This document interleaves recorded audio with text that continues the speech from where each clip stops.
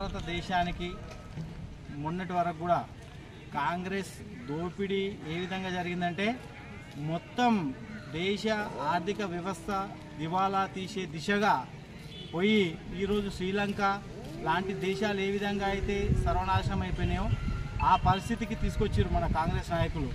అలాంటి ఆర్థికంగా మొత్తం సర్వనాశనం దిశగా పోయినటువంటి భారతదేశ ఆర్థిక వ్యవస్థను వాడిలో పెట్టినటువంటి నరేంద్ర మోడీ గారి బీజేపీ ఎన్డీఏ ప్రభుత్వం ఏదైతే ఉందో జీఎస్టీని అమలులోకి తీసుకురావడం జరిగింది. జీఎస్టీని అమలులోకి తీసుకొచ్చిన తర్వాత ఈరోజు మనం చూస్తున్నటువంటి చిన్న చితక వీధి వ్యాపారాలు చేసుకునేటటువంటి వీధి వర్తకుల దగ్గర నుంచి స్టార్ట్ చేసినట్టయితే పెద్ద పెద్ద పారిశ్రామికవేత్తల వరకు కూడా జీఎస్టీ అనేది మన ఆర్థిక వ్యవస్థను బలోపేతం చేయడం లోపల చాలా కీలకమైనటువంటి పాత్ర పోషించింది.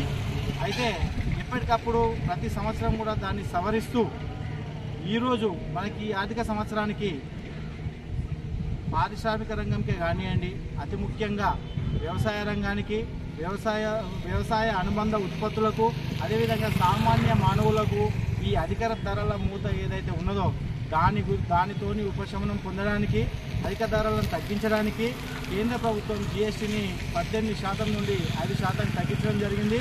దాంట్లో నిత్యావసర వస్తువులు ఏవైతే ఉన్నాయో, నిత్యావసరాలు మనం రోజు ఇంట్లో వాడుకునే పప్పులు, ఉప్పులు, సబ్బులు, టూత్పేస్టులు, పాలు, ప్రతి ఒక్క దాని మీద కూడా ఈరోజు జీఎస్టీని కేంద్ర ప్రభుత్వం తగ్గించినందుకు మనం అందరం కూడా మన కేంద్ర ప్రభుత్వం, మన ప్రియతమ ప్రధాని నరేంద్ర మోడీ గారి చిత్రపటానికి ఈరోజు పాపనపేట మండల కేంద్రంలో క్షీరాభిషేకం చేస్తూ మనం వారికి ధన్యవాదాలు, కృతజ్ఞతలు తెలియజేసుకుంటా ఉన్నాము. కాబట్టి ప్రజలందరూ కూడా గమనించి భారతీయ జనతా పార్టీని మరోమారు ఆశీర్వదించి ఇప్పుడు రాబోయేటటువంటి లోకల్ బాడీ ఎన్నికల లోపల కూడా ఎంపీటీసీ, జెడ్పీటీసీ, సర్పంచ్, వార్డు మెంబర్లు ప్రతి ఒక్క ఎన్నికల్లో కూడా మీరందరూ కూడా దయచేసి కమలం పువ్వు గుర్తుకు ఓటేయండి. భారతీయ జనతా పార్టీ బలపరిచినటువంటి నాయకులందరికీ కూడా సపోర్ట్ చేసి కింది స్థాయిలో కూడా భారతీయ జనతా పార్టీని బలోపేతం చేస్తారని చెప్పి ఆశిస్తూ ఈ సందర్భంగా ఈ కార్యక్రమానికి ఇచ్చేసిన నాయకులందరికీ కూడా ధన్యవాదాలు తెలియజేస్తూ ఉన్నాము.